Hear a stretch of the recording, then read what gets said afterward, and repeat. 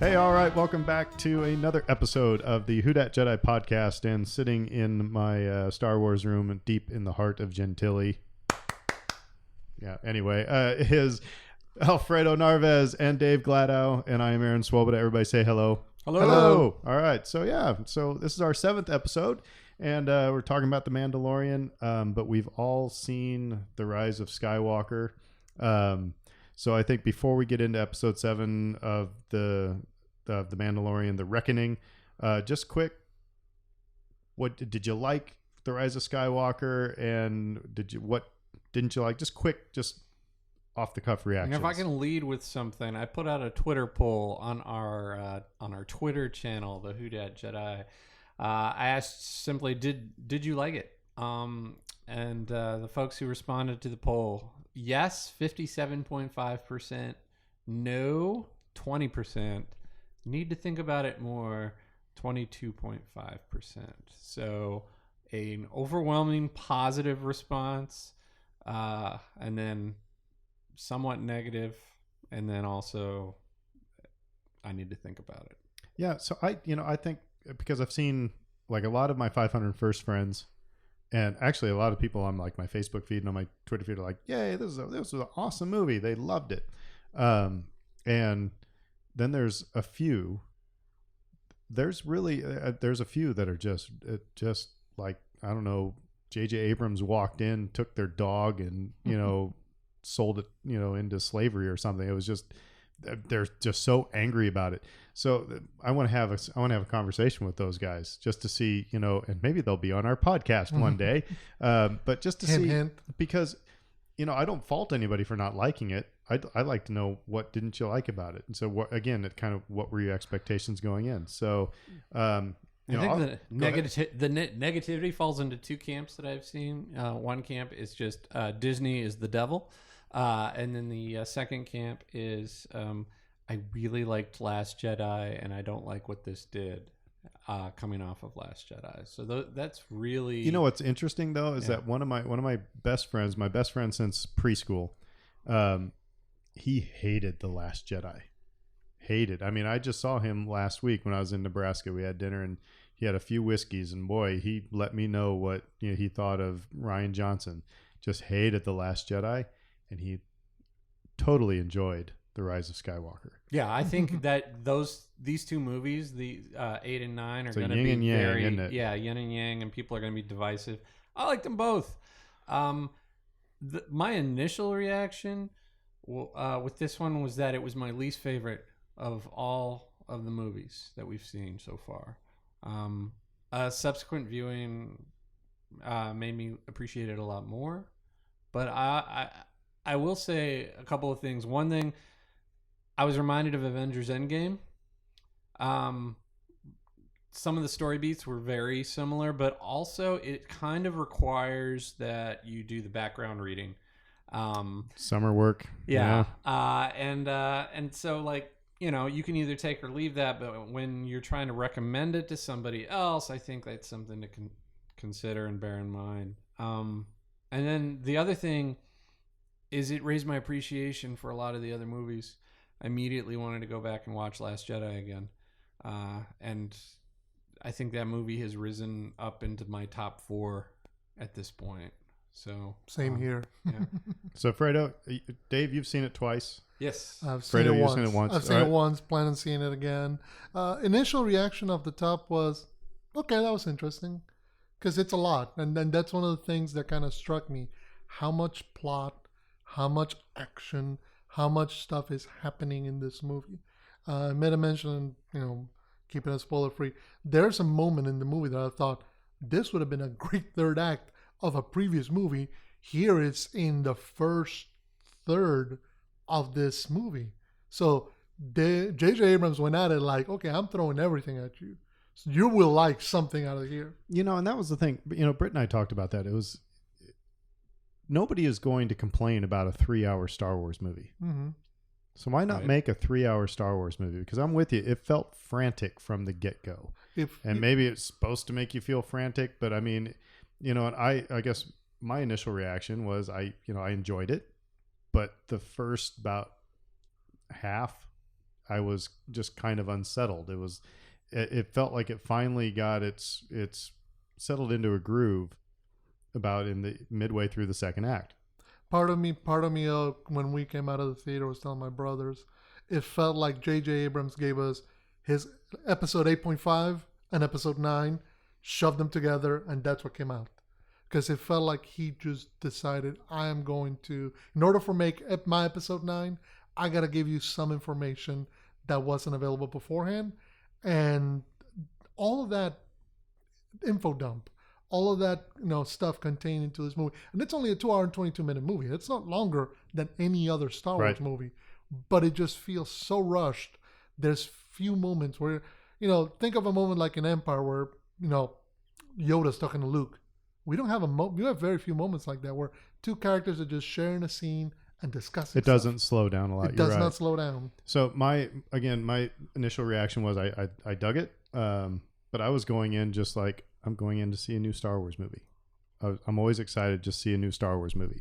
Now, if I want to get critical about it, like we were talking beforehand, I think what this sequel trilogy suffers from is 3 different story writers.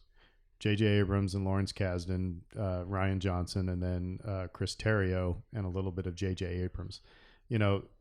So the previous trilogies, like them or not, at least you could draw a line because George Lucas wrote the entire story. Now, different screenwriters, that's different. Mm-hmm. But I think that's where this... I don't think that Ryan and JJ, worked together and collaborated to make sure. And I don't necessarily know if the Lucasfilm Story Group does anything more than say, "Oh no, we killed that character off," in this book. I think they're there just to.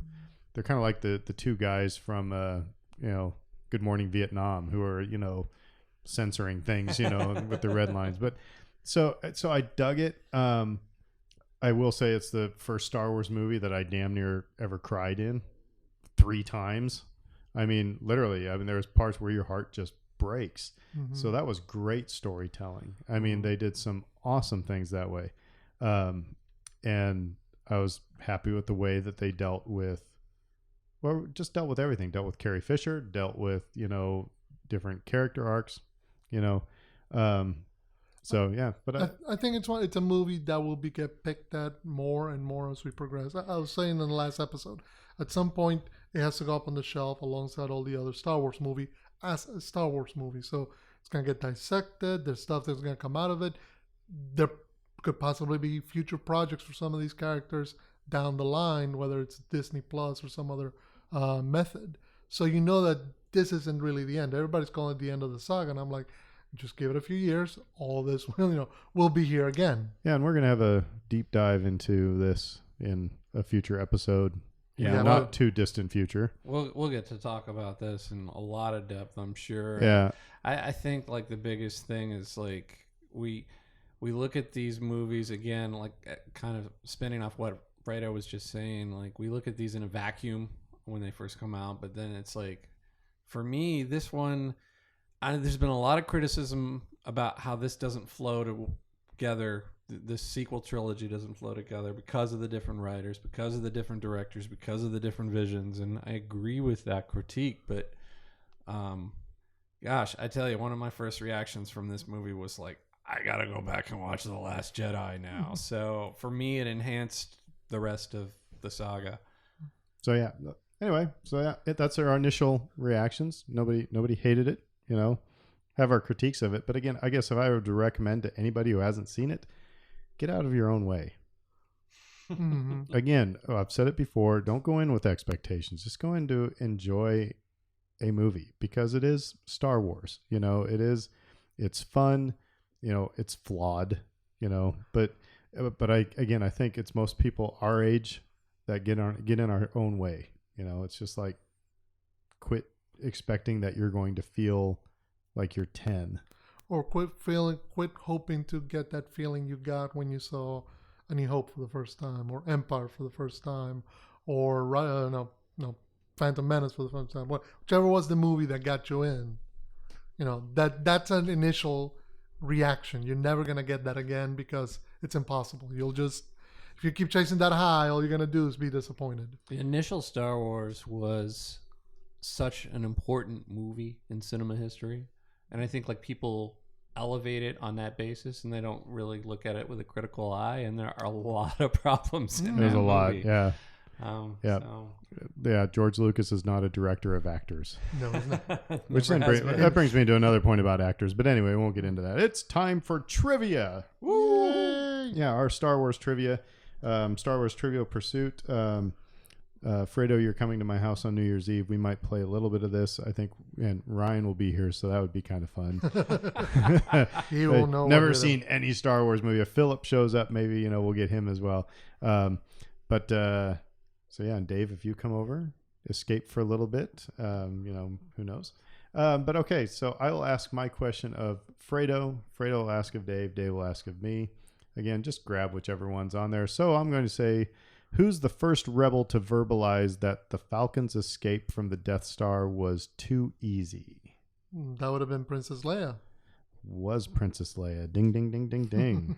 He knows his stuff. All right. All right, Dave. You didn't give the listeners any time to think. We should. Well, I probably should. But I mean, that felt kind of. But it was all too easy. Yes, I'm pretty sure they were hollering to their phones and radios. Okay, Dave. Let's see. Okay, just pick one out.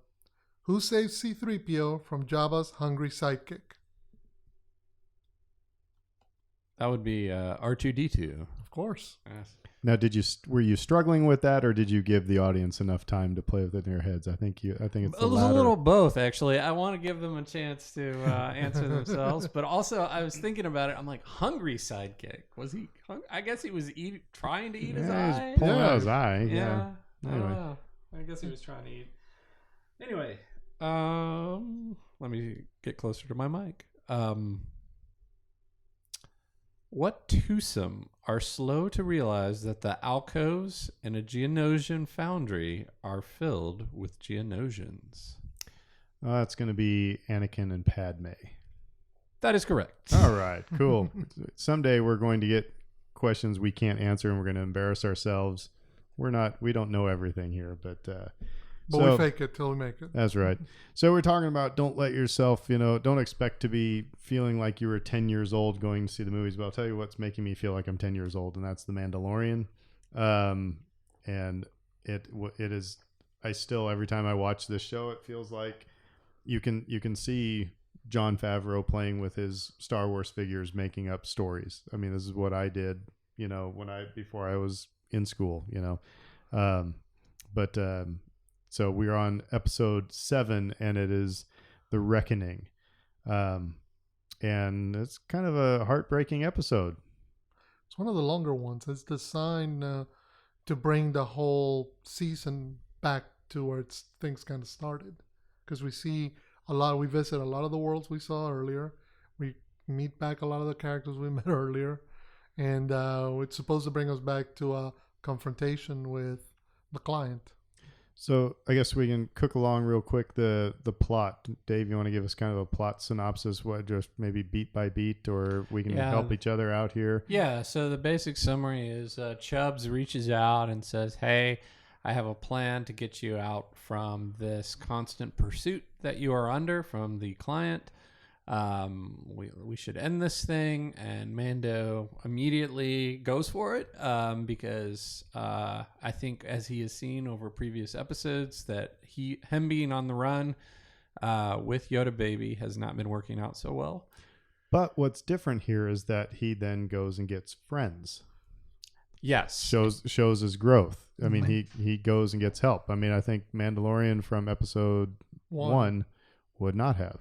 This is the payoff episode, because we've been talking about how these previous episodes, he goes to a new world, he gets into some hijinks, and then he discovers he can't run away from his past, and then leaves and tries to run away from his past again. And so here is the episode of growth, displayed growth. And so he decides to do something different, and again, leans into these people that can help him. And it's a fun sequence, getting the gang back together, and that's kind of an old Western trope. IG-11 is back. Mm-hmm. Yep. Spoiler alert. Sorry, but if you're listening to a podcast, that's, on you. reprogrammed to be a nurse and a baby minder, a babysitter.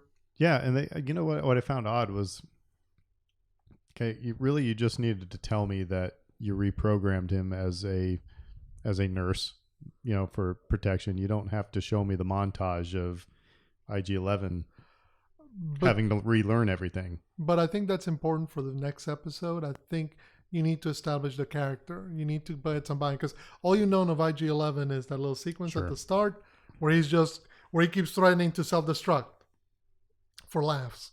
So you needed that moment to kind of recognize, okay, this is a different IG-11. Yeah, there's a deeper character there, yeah. and it's interesting too.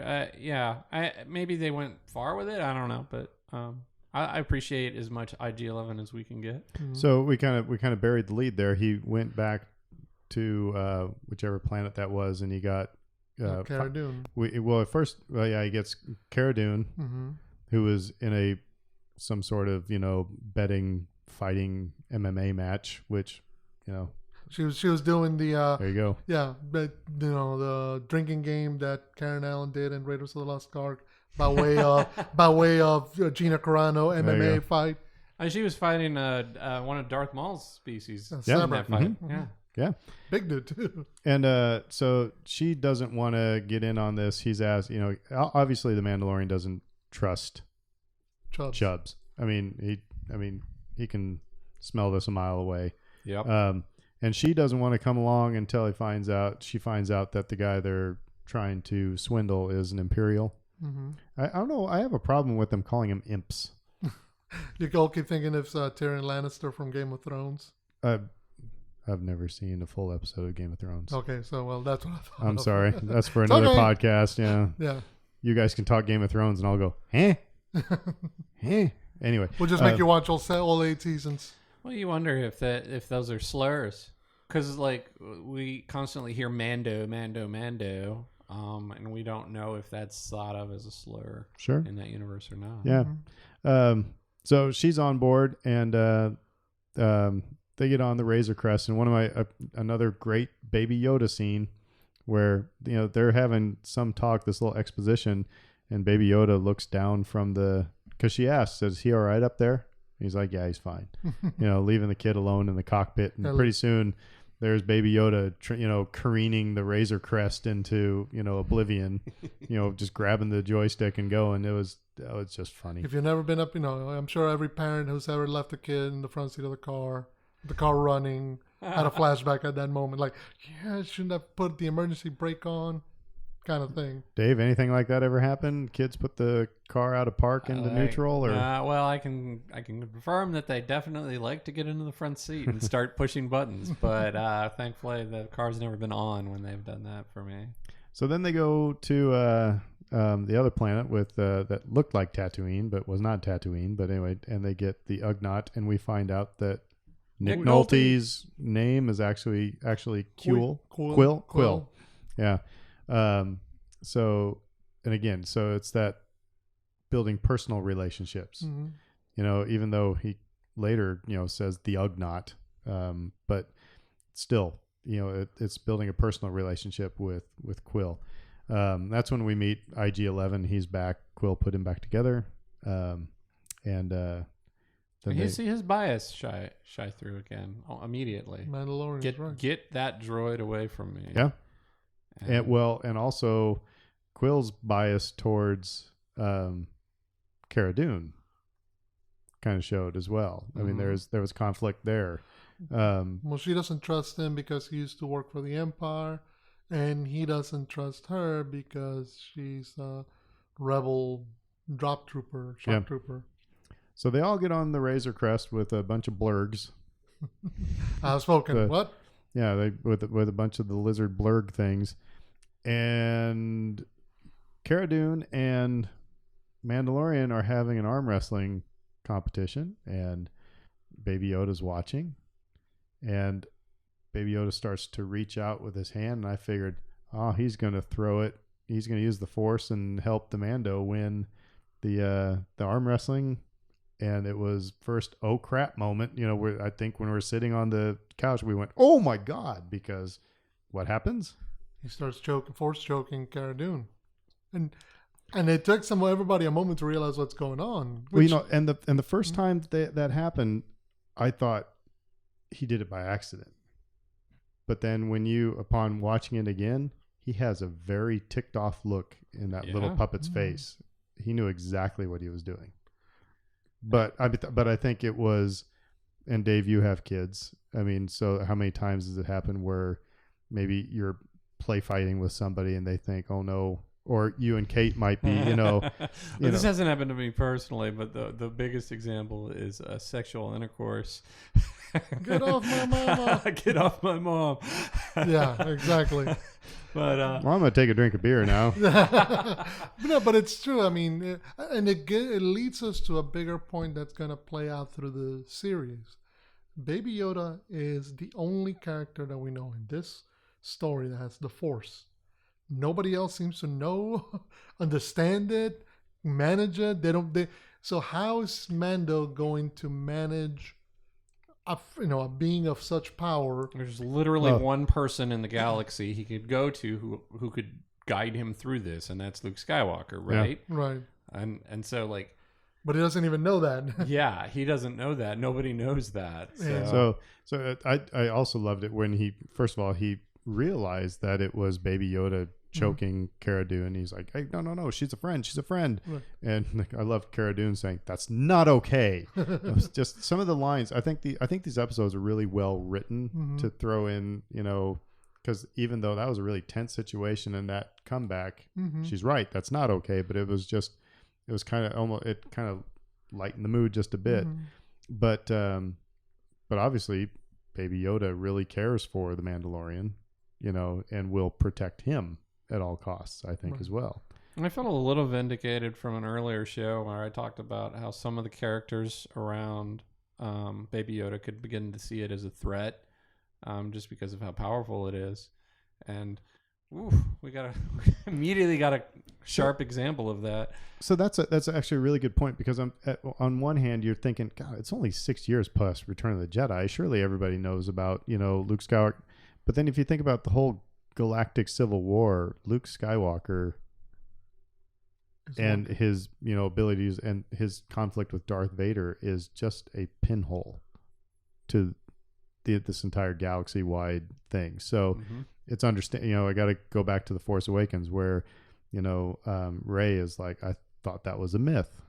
People. So the Jedi and the Force are really how many generations previous, and so you're right. Nobody knows what the heck is going on here. And Quill is like, all right, now this is making more sense, what you talked about with the Mudhorn, okay. And even if people had heard of Luke Skywalker at this point, because, he did this thing and he saved us and he's this hero, nobody knows anything about the Force necessarily within the context of that story. So. And you figure that after the fall of the Jedi and the Emperor's Rise, that they did a pretty good job of just wiping out all traces, all knowledge, all awareness of who the Jedi were, what the Force is. Because, most dictatorships function under the management of, we control all information and we don't want you to know. So why would the Emperor and Darth Vader let people know, oh yeah, there's such a thing as the Force and you can use stuff and have super cool powers and challenge us? No, they're going to keep that hidden.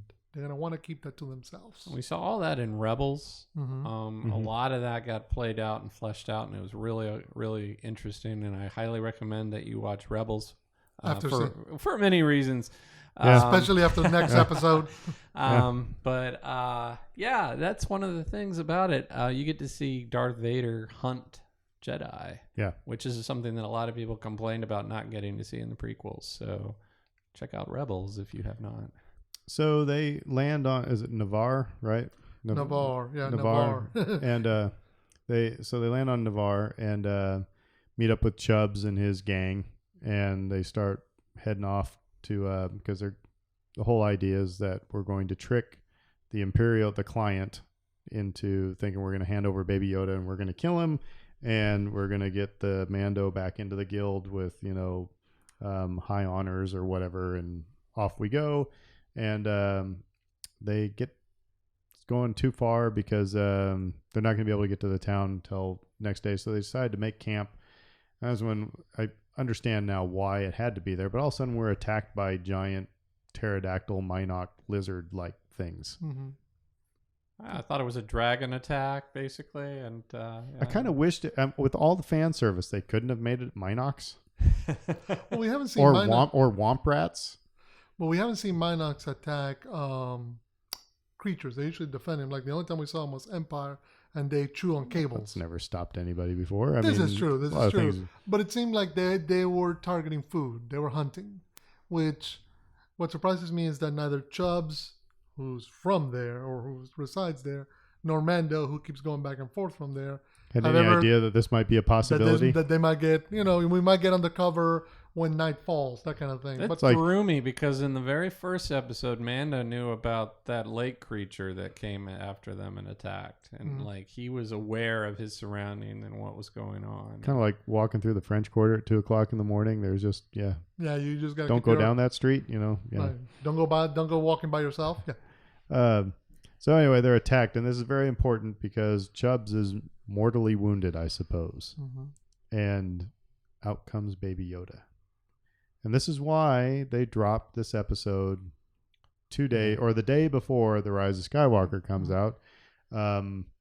Sorry, spoiler alert. If you want to stop here, if you haven't seen the Rise of Skywalker, then stop listening now.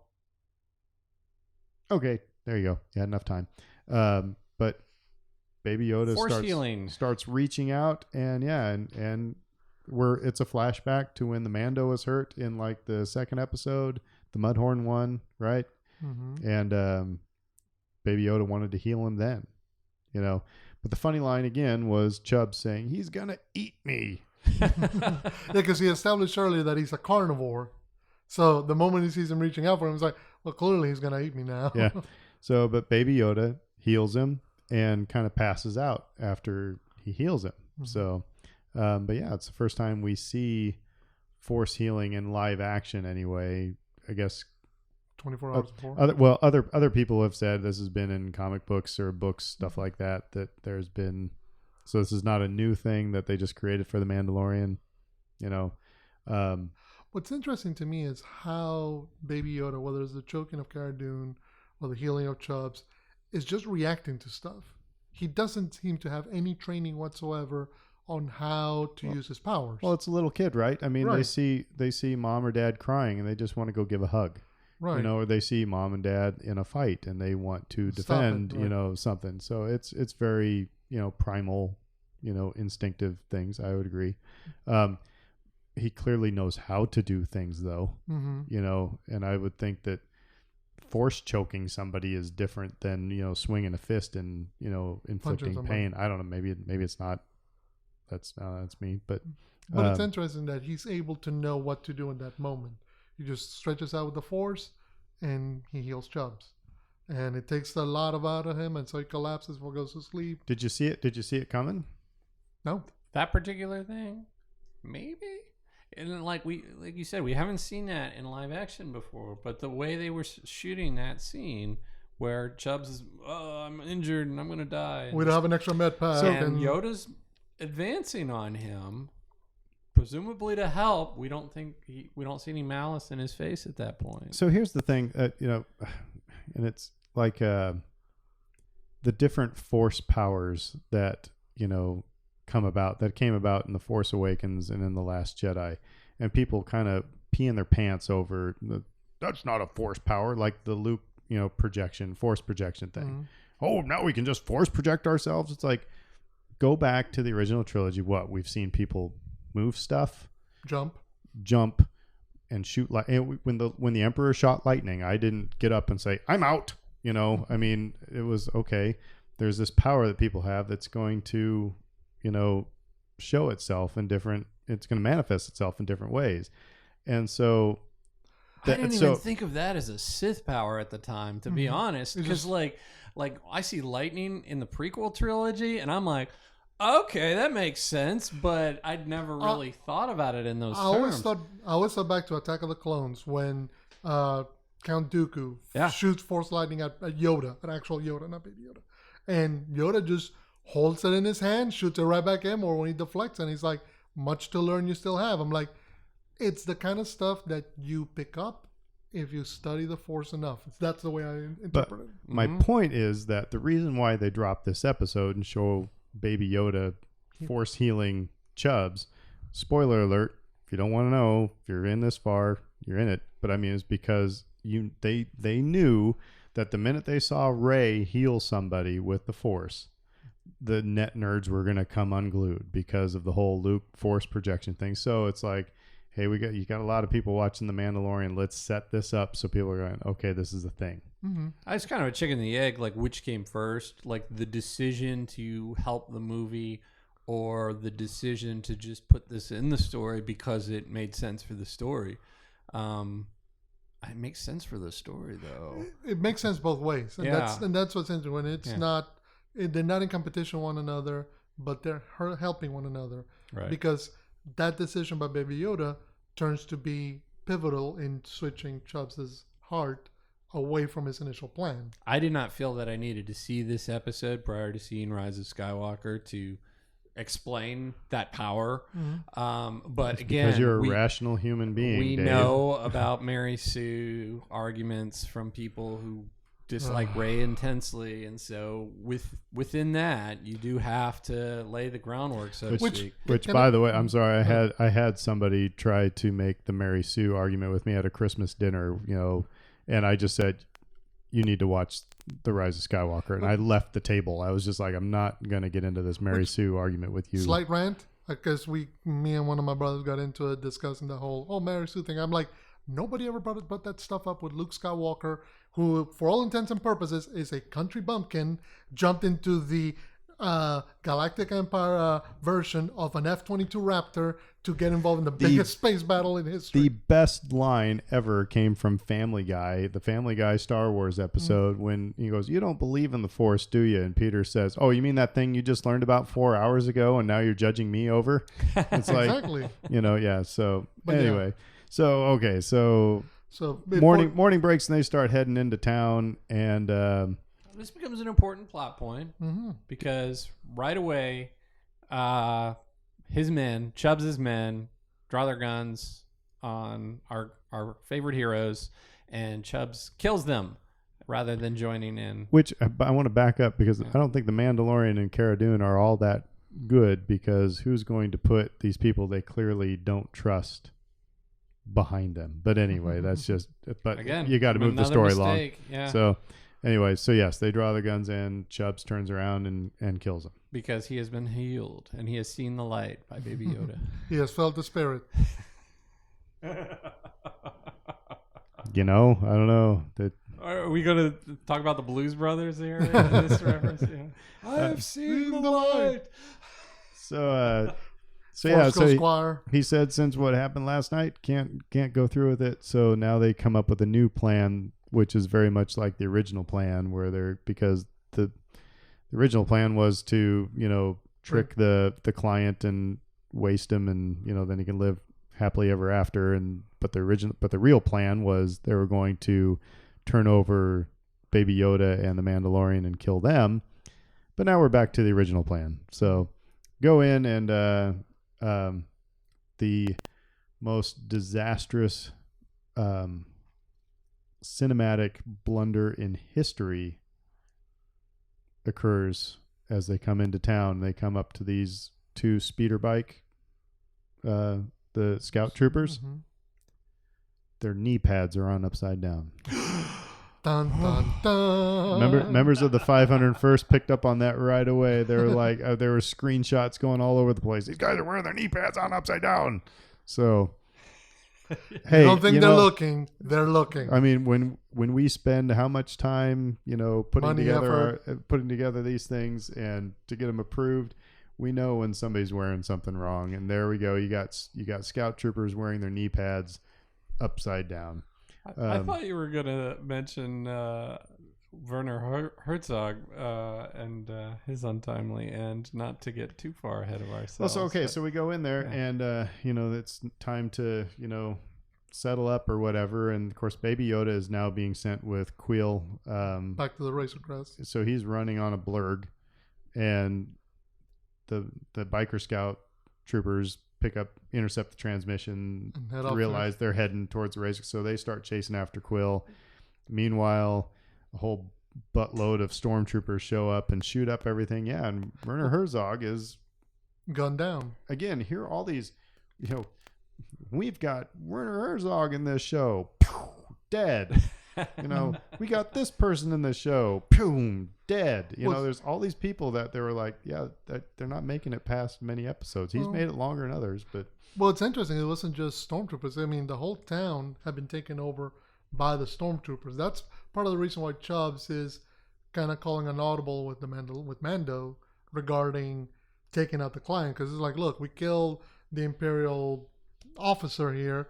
These guys are just gonna fall away, not realizing that he's somebody's lackey, that there's somebody even bigger on top. Because the people who end up shooting up the bar, killing Werner Herzog, and all the stormtroopers who walked in afterwards, there were more than 4 aside. I loved how Cara Dune kept saying, "There's more than 4. There's more." Like at some point, I wanted Chubbs to go, "Yeah, there's more than 4. What do you want me to say? I screwed up." Fun fact: all those stormtroopers, 501st members. Nice. Because they got to the point where they need to shoot this, and Jon Favreau said, "I need a bunch of stormtroopers," and Dave Filoni said, "I know how to get some." And so they made a call to one of the California garrisons, and got people down there.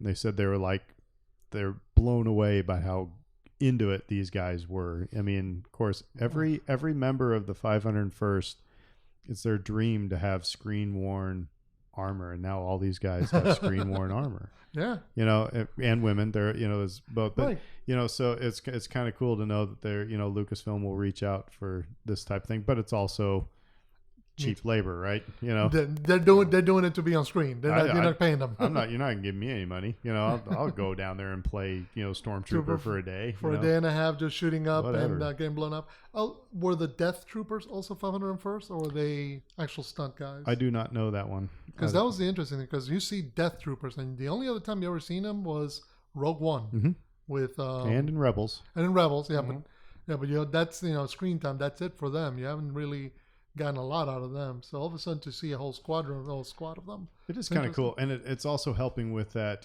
again, the people who cry foul over, why do we see Death Troopers in Rogue One? We don't see them any other time during the trilogy. It's like, God. Well, people make me sad, And then we get an answer to another question. How do TIE fighters land on ground? Because you've never seen it before. And that was interesting because in Rebels, again, I keep coming back to Rebels. I mean, they showed TIE fighters landing just like the TIE fighter that's, I have a TIE fighter around here somewhere, but, just sitting on its wings. They just have a ladder that goes up and they climb back down. This one, the wings fold, and thought it was kind of ingenious. Could be a special class of TIE fighter given the occupant. Could be, because that's when we meet Moff Gideon. A.K.A. Giancarlo Esposito. Also one of the greatest TV villains of all time, Gustavo Fring. I don't know if you ever saw Breaking Bad. For those who did, they're like, yes, you want a villain, that's the guy you call. And so he gets up and he says, I want the baby. It'll soon be mine because the biker scouts are chasing after Quill. And did he know, actually? Because when I viewed it, it seemed like he did not know that the scouts had gone after Quill and the baby. It just seemed to be like, okay, look, you got the baby, I want him. Seemed to me like he knew that he taunted them and said, I'm going to get the baby. It didn't necessarily mean that he knew that it was a certainty, right? But he was telling them, because if he had known the kid's not there, he would have just told them, okay, just blow him to him and come.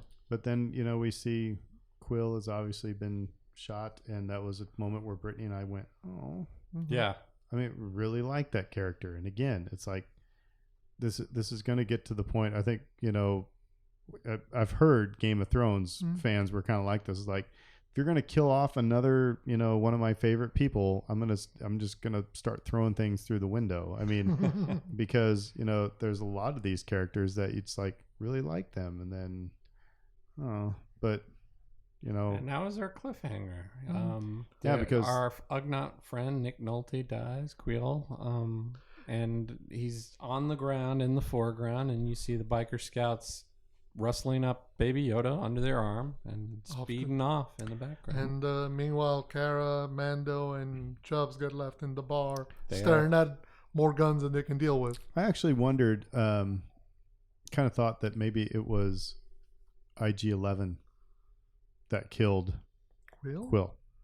But not on purpose. Either he was going to protect the baby, and maybe it was a reaction to protect the baby, or it was just an accident because they showed how it's taken a long time for him. Maybe he hasn't. Maybe shooting a blaster is not, one of those skills that he has relearned just yet. That's what I was kind of left with. But now we're left with the best meme of the past week has been like, 8 days until we know if Baby Yoda is okay. And it shows the guy from The Office saying, cancel Christmas or something like that.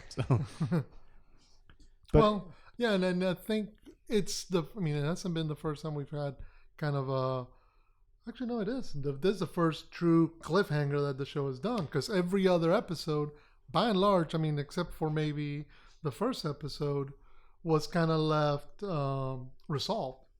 By the end of every episode, we've had a resolution to every one of the story beats. Here was the first time, no, we want you to come back to finish seeing this off. And that was, it was interesting as a decision, because it's different directors. This was Deborah Chow. Episode 8 or Chapter 8 was Taika Waititi. So, but they clearly were discussing with one another, okay, here's the point where this is going to end. So here's the thing, is that it's kind of like into the Rise of Skywalker. One of my criticisms is in the Mandalorian. I wish they would have gotten. It seems like we went through a lot to finally get to this moment, and now we know we only have one episode left. It's like, why couldn't we have gotten to this moment a little bit sooner, and have, because and I don't know, it seems like now we're going to hurry up to resolve what's going on here, because they're backed in a corner. Baby Yoda's kidnapped. Biker Scouts wearing their knee pads upside down. There's a lot of things wrong in the universe right now. We only have one episode to fix it. Quill's dead. Blurgs are dead. A Blurg was carried off by the giant raptor thing. I think they kill the other one? But it's like I kind of wish they would have.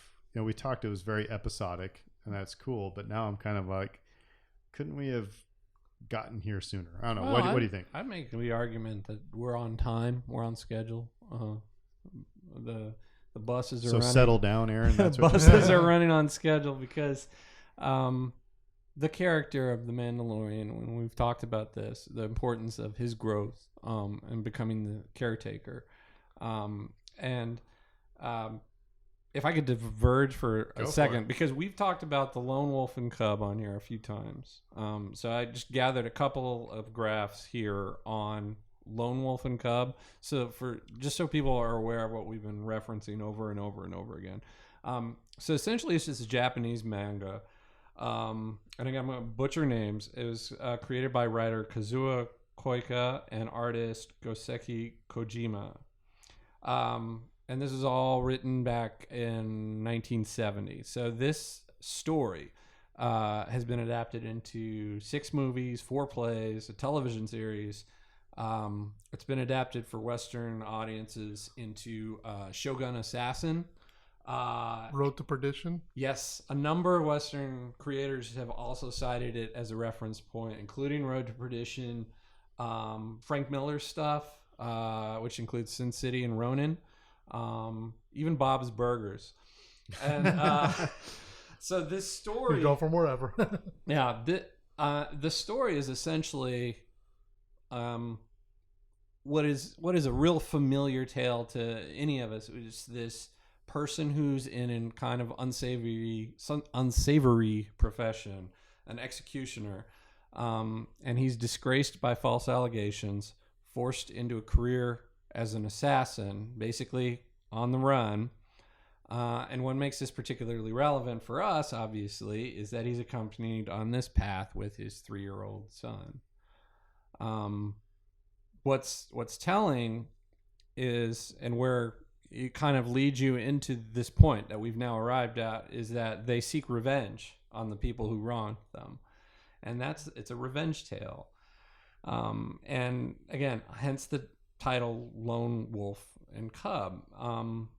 The comparisons to this story are obvious. You've got this vocation that's inappropriate for youth in the bounty hunter, an uneasy, ill-suited caretaker being forced into this role of suddenly having to take care of someone. And I like the way that it played out in this episode in particular because of, we talked about him trying to radio Queel and that alerting the scout troopers to Queel's presence and that he's not safe and that the baby's exposed and that they can get to the baby. That doesn't happen if Mando's not panicking because his child is out there exposed. And he can't get to him. Yeah.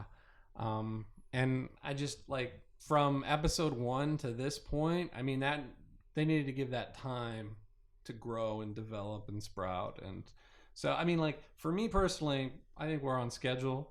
I mentioned that some of the other episodes had gotten a little repetitive, but I think that was the point. It's like he's gonna have to eventually learn that he needs to try something else, and now they're into revenge.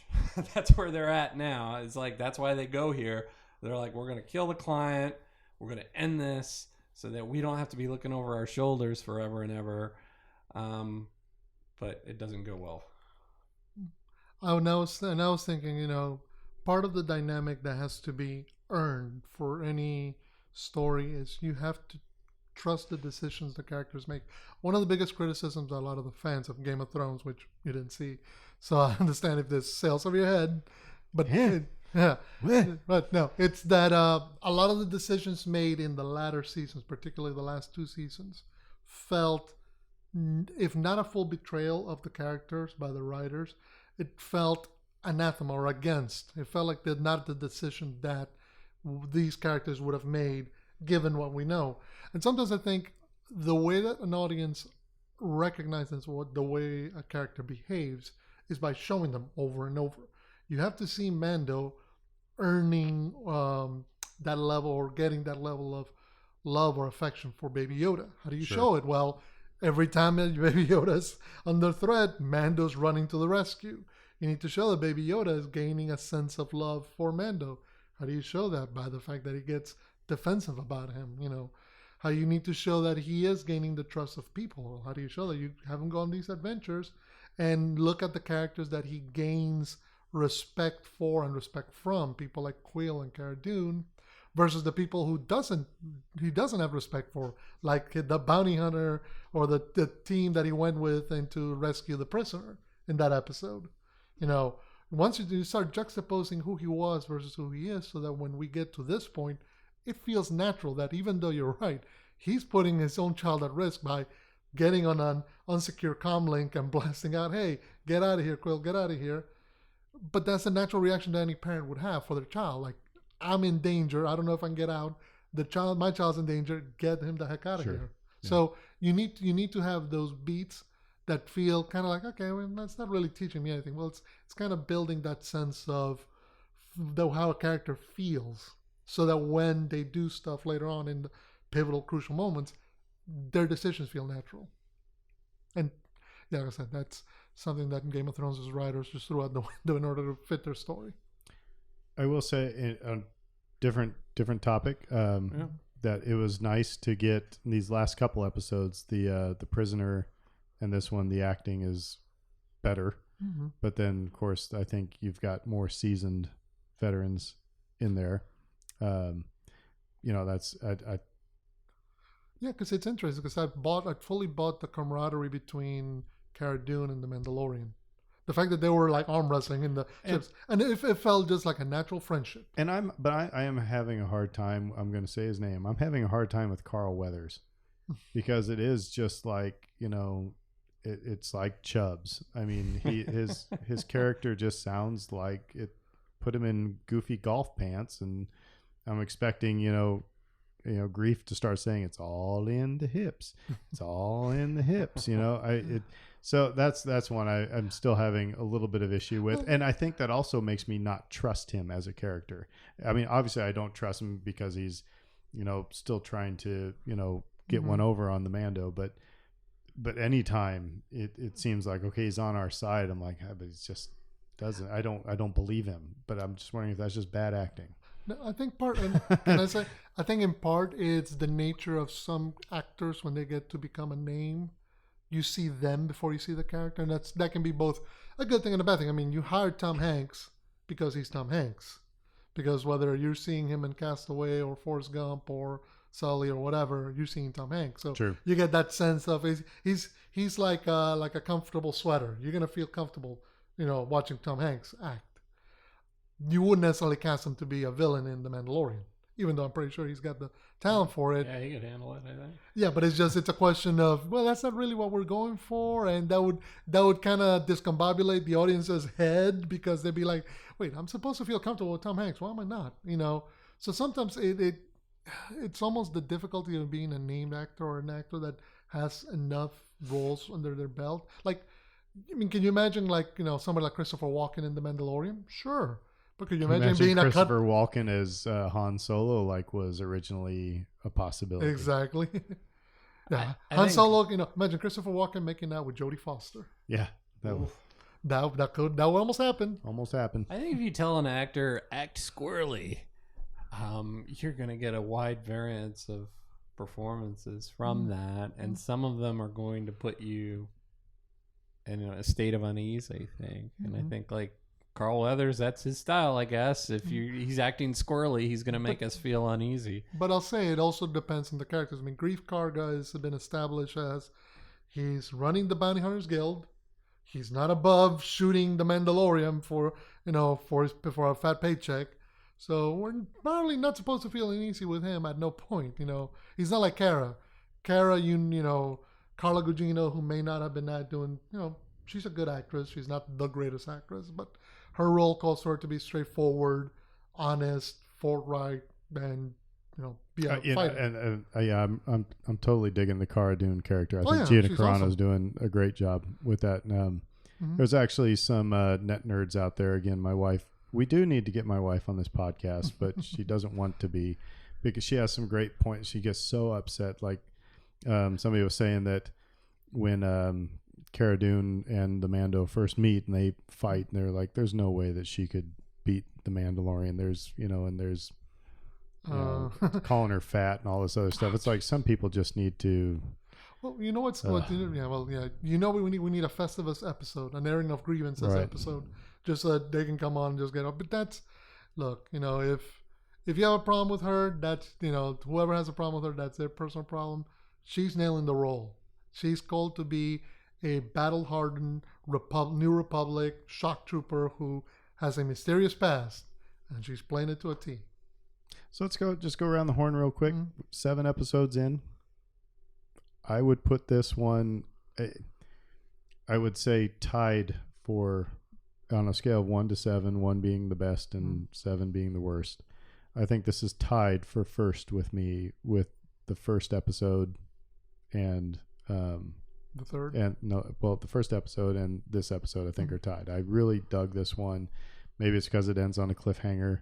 Maybe I'm just, that anticipation is, helps it along, but I just thought it was, I really enjoyed this episode. I thought the acting was great. I thought, the cinematography was great. I thought the story was compelling.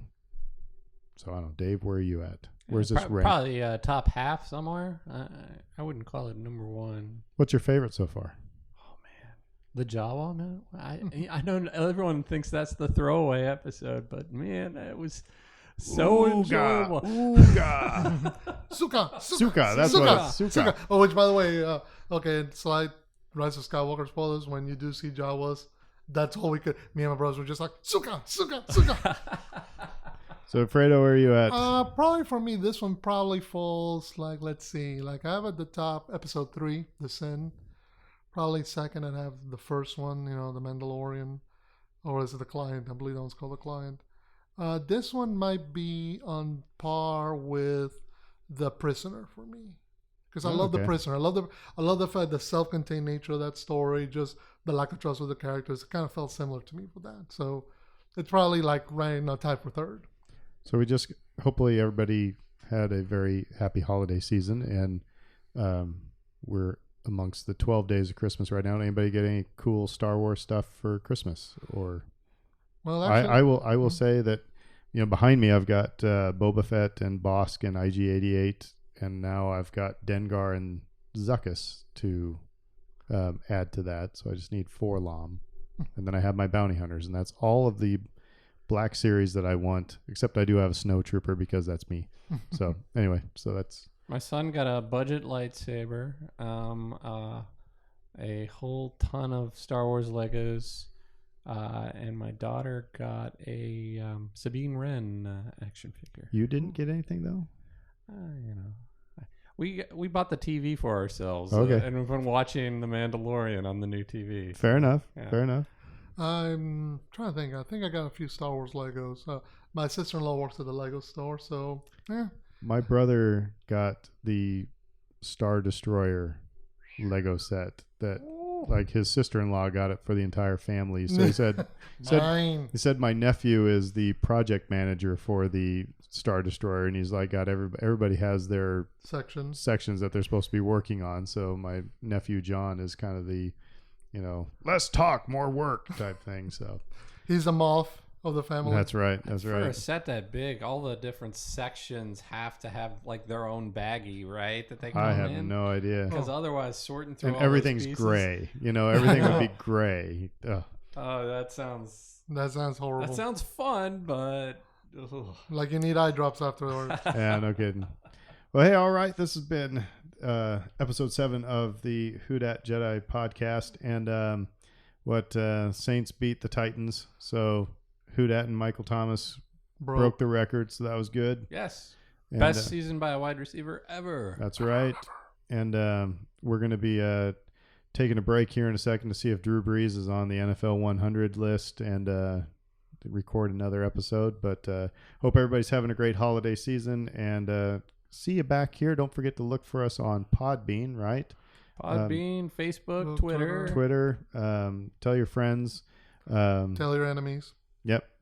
We'll take all kinds. So anyway, until the next episode, we'll say who dat? Who dat? Who dat? And go Saints. See ya.